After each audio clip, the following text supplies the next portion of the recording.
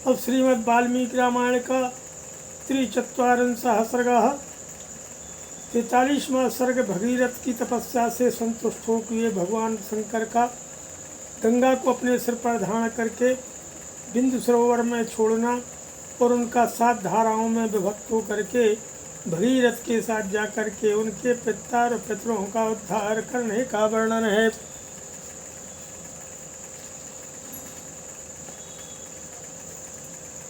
देव देवे गते तस्मन् सोऽङ्गुष्ठाग्निपीडितां कृत्वा वसुमतीं राम वत्सरं समुपासतो।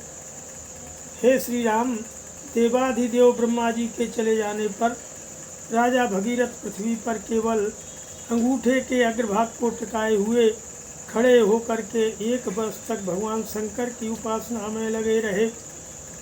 अथ संवत्सरे पूर्णे सर्वलोक नमस्कृतः उमापति पशुपति राजानम् अब्रवीत्।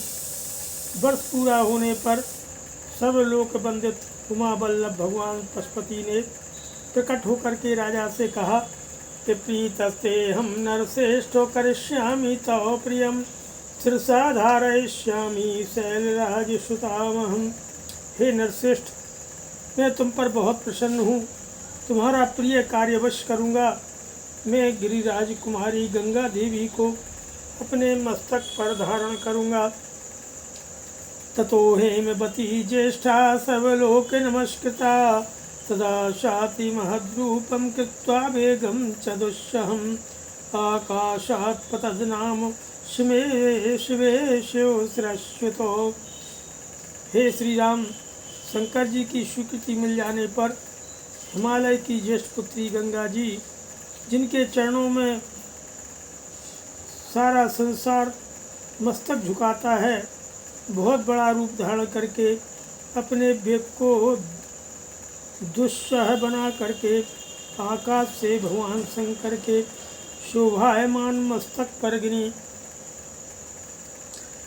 के अचिंत्य सा देवी गंगा परम दुर्धरा दिशामें हम ही पातालम सोतसाग्रह्य शंकरम। उस समय परम दुर्धर गंगा देवी ने सोचा था कि मैं अपने प्रखर प्रवाह के साथ शंकर जी को लिए दिए पाताल में घुस जाऊंगी। तस्यावलेपनम ज्ञात्वा क्रुद्धस्तु भगवान हरः त्रोभावयितुं बुद्धिं चक्रे त्रिनयनस्तदा। उनके इस अहंकार को जान करके त्रिनेत्रधारी भगवान हर क्रोधित हो उठे और उन्होंने उस समय गंगा को अदृश्य कर देने का विचार किया। स तस्मन् पतिता पुण्या पुण्ये रुद्रस्य मूर्धनि हिंवत् प्रतिमे रामो जटामण्डल गह्वरे सा कथं चिन्महीं गन्तुं न शक्नोदयत्निमास्थिता। पुरुष रूपा गंगा भगवान रुद्र के पवित्र मस्तक पर गिरी। उनका वह मस्तक जटामंडल रूपी गुफा से सुशोभित हिमालय के समान जान पड़ता था। उस पर गिरकर विशेष प्रयत्न करने पर भी किसी तरह वे पृथ्वी पर न जा सकी। नयूषा निर्गमं लेभे जटामण्डलमन्त्रितः तत्रैवाभ्रमद देवी संवत्सरगणान् बहून्। भगवान शिव के जटा जाल में उलझ करके किनारे आकर के भी गंगा देवी वहाँ से निकलने का मार्ग न पा सकी और बहुत वर्षों तक उस जटाजूट में ही भटकती रहीं। ताम पश्यत पुनस्तत्र तपः परममास्थितः सतेन तोषितश्चासीदत्यन्तं रघुनंदनो। हे रघुनंदन, भगीरथ ने देखा गंगा जी भगवान शंकर के जटामंडल में अदृश्य हो गई हैं। तब वे पुनः वहाँ भारी तपस्या में लग गए। उस तपस्या द्वारा उन्होंने भगवान शिव को बहुत प्रसन्न कर लिया कि विसर्जित तो गंगाम हरो बिंदुशरः स्मृति तस्यां विसर्ज्यमानायां सप्तस्रोतांसि जगगिरे। तब महादेव जी ने गंगा जी को बिंदु सरोवर में ले जा करके छोड़ दिया। वहाँ छूटते ही उनकी 7 धाराएं हो गई। रादिनी पाविनी चहु नलिनी च तथैव च तिस्रः प्राचीं दिशं जगमुर्गंगा स्यो जला शुभा। राधनी, पावनी और नलनी एक कल्याणमय जल से सुशोभित गंगा की 3 मंगलमयी धाराएं पूर्व दिशा की ओर चली गईं। सुचक्षुश्च सीता च सिंधुश्चैव महानदी तिस्रश्चेता विषम जगमुः प्रतीचीं तु दिशम शुभा। सुचक्षु, सीता और महानदी सिंधु ये 3 शुभ धाराएं पश्चिम दिशा की ओर प्रवाहित हुईं। सप्तमी चानुगाताशं भगीरथरथं तथा भगीरथोऽपि राजर्षिर्दिव्यं स्यन्दनमख्यनमास्थिता प्रायादग्रे महातेजा गंगा तं चाप्नुवृजतो गगनाशंकरशिरस्ततो धरणीमागता। उनकी अपेक्षा जो 7वीं धारा थी वह महाराज भगीरथ के रथ के पीछे पीछे चलने लगी। महातेजस्वी राजर्षि भगीरथ भी दिव्य रथ पर आरूढ़ होकर के आगे आगे चले और गंगा जी उन्हीं के पथ का अनुसरण करने लगी। इस प्रकार वे आकाश से भगवान शंकर के मस्तक पर और वहाँ से इस पृथ्वी पर आई थीं। असर्पति जलम तत्र तीव्र शब्द पुरस्कृतम मत्स्यकच्छप संघैश्च शिशुमार गणैः तथा पतद्भिः पतितैश्चैव व्यरोचत वसुंधरा। गंगा जी की वह जलराशि महान कलकलनाद के साथ तीव्र गति से प्रभावित हुई। मत्स्य, कच्छप और शिशुमार झुंड के झुंड उसमें गिरने लगे। उन गिरे हुए जल जंतुओं से वसुंधरा की बड़ी शोभा हो रही थी। ततो देवर्षि गंधर्वा यक्ष सिद्ध गणास्तथा विलोकयन्त ते तत्र गगनादगां गतां तदा विमानै नगराकारै हयै गजबरै तदा। इसके बाद देवता, ऋषि, गंधर्व, यक्ष और सिद्धगण नगर के समान आकार वाले विमानों, घोड़ों तथा गजराजों पर बैठ करके आकाश से पृथ्वी पर गई हुई गंगा जी की शोभा निहारने लगे। कृपारिप्लवगताश्चापि देवतास्तत्र विष्ठिता तदद्भुतमिमं लोके गंगावतरमुत्तमं दिदृक्षभो देवगणः समीउरमिक्तौजिषः। देवता लोग आश्चर्यचकित होकर वहाँ खड़े थे। जगत में गंगा अवतरण के इस अद्भुत एवं उत्तम दृश्य को देखने की इच्छा से अमित तेजस्वी देवताओं का समूह वहाँ जुटा हुआ था। संपदद्भिः तेषां चावरणौजिषा शतादित्यमिवा भाति गगनं गततो इदम्। तीव्र गति से आते हुए देवताओं तथा उनके दिव्य आभूषणों के प्रकाश से वहाँ का मेघ रहित निर्मल आकाश उस तरह प्रकाशित हो रहा था मानो उसमें सैकड़ों सूर्य उदित हो गए हों। सिंसुमारोगगणैः मीनैरपि च चञ्चलैः विद्युद्भिरेव विक्षिप्तैः आकाशं भवत्तदा। सिंसुमार, सर्प तथा चंचल मत्स्य समूहों के उछलने से गंगा जी के जल से ऊपर का आकाश ऐसा जान पड़ता था मानो वहाँ चंचल चपराओं का प्रकाश सब ओर व्याप्त हो रहा हो। के पाण्डुरैः सलिलोत्पीडैः कीयमाणैः सहस्रधा शारदाभ्रैर्वाकीर्णं गगनं हंस संप्लवैः। वायु आदि से सहस्त्रों टुकड़ों में बटे हुए फेन आकाश में सब ओर फैल रहे थे मानो शरद ऋतु के श्वेत बादल अथवा हंस उड़ रहे हों। कचिद् द्रुततरं याति कुटिलं कच्चिदायतं विनितं क्वचिदद्भुतं क्वचिद् याति शनैः शनैः सलिलेनेव सलिलं कच्चिदभ्याहतं पुनः। गंगा जी की वह धारा कहीं तेज, कहीं टेढ़ी, कहीं चौड़ी होकर बहती थी, कहीं बिल्कुल नीचे की ओर गिरती और कहीं ऊंचे की ओर उठी हुई थी। कहीं समतल भूमि पर वह धीरे धीरे बहती थी और कहीं कहीं अपने ही जल से उसके जल में बारंबार टकराने लगती रहती थी। कि मुहुर्ध्वपथं गत्वा पपाति वसुधां पुनः तत्शंकर शिरो भ्रष्टं भ्रष्टं भूमितले पुनः व्यरोचत न तदा तोयम निर्मलम गतकल्मिषम। गंगा का वह जल बार बार ऊंचे मार्ग पर उठता और पुनः नीची भूमि पर गिरता था। आकाश से भगवान शंकर के मस्तक पर तथा वहाँ से फिर पृथ्वी पर गिरा हुआ वह निर्मल एवं पवित्र गंगा जल उसमें बड़ी शोभा पा रहा था।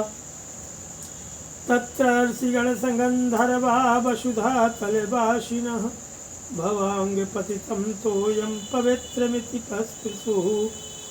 उसमें भूतल निवासी ऋषि और गंधर्व ये सोच करके कि भगवान शंकर के मस्तक से गिरा हुआ यह जल बहुत पवित्र है, उसमें आचमन करने लगे। सापात प्रपतिताये च गगनाद वसुधा तलम कृत्वा तत्राभिषेकं ते बभूव गतकल्मषा। धूत पापः पुनस्तेन त्वेनाथ शुभान्विताः पुनराकाशमाविश्य स्वान् लोकान् प्रतिपेदिरे। जो शापभ्रष्ट होकर आकाश से पृथ्वी पर आ गए थे, देव गंगा के जल में स्नान करके निष्पाप हो गए था। उस जल से पाप धुल जाने के कारण पुनः शोक पुण्य से संयुक्त होकर के आकाश में पहुंचकर अपने लोकों को पा गए। मुमुदे मुदितो लोकस्तेरतो येन भास्वता कृताभिषेको गंगायां बभूव गतकल्मषः। उस प्रकाशमान जल के संपर्क से आनंदित हुए संपूर्ण जगत को सदा के लिए बड़ी प्रसन्नता हुई। सब लोग गंगा में स्नान करके पापहीन हो गए। कि भगीरथो ही राजर्षि दिव्यम स्यंदनमास्थिता प्रायादग्रे महाराजस्तम गंगा पृष्ठतोन्मुगात्। हम पहले ही बताया हैं कि राजर्षि महाराज भगीरथ दिव्य रथ पर आरूढ़ होकर के आगे आगे चल रहे थे और गंगा जी उनके पीछे पीछे जा रही थी। कि देवा शर्षिगणः सर्वे दैत्यदानव राक्षसा गंधर्व पक्ष प्रवराः शकिन्नर महोरगा सर्पाश्वाश्चाप्सरसो राम भगीरथ रथानुगा गंगा मन्वगमन प्रीता शल्वे जलचराश्चे। हे श्री राम, उस समय समस्त देवता ऋषि दैत्य दानव राक्षस गंधर्व यक्ष प्रवर किन्नर बड़े बड़े नांग सर्प तथा अप्सरा ये सब लोग बड़ी प्रसन्नता के साथ राजा भगीरथ के पीछे गंगा जी के साथ साथ चल रहे थे। सब प्रकार के जल जंतु भी गंगा जी की उस जल राशि के साथ आनंद से जा रहे थे। यतो भगीरथो राजा ततो गंगा यशस्विनी जगाम सरिताम श्रेष्ठा सर्व पाप विनाशिनी। जिस ओर राजा भगीरथ जाते उसी ओर समस्त पापों का नाश करने वाली सरिताओं में श्रेष्ठ यशस्विनी गंगा भी वहीं चली जाती थी। ततो ही यजमानस्य जनोरद्भुत कर्मणः गंगा संप्लवावयामास यज्ञपाठम महात्मनः। उस समय मार्ग में अद्भुत पराक्रमी महामना राजा जनहू यज्ञ कर रहे थे तो गंगा जी अपने जल प्रवाह से उनके यज्ञ मंडप को बहा ले गई।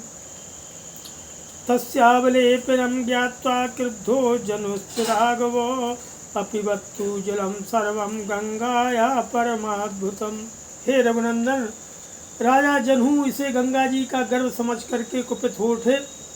फिर तो उन्होंने गंगा जी के समस्त जल को पी लिया और यह संसार के लिए बड़ी अद्भुत बात हुई।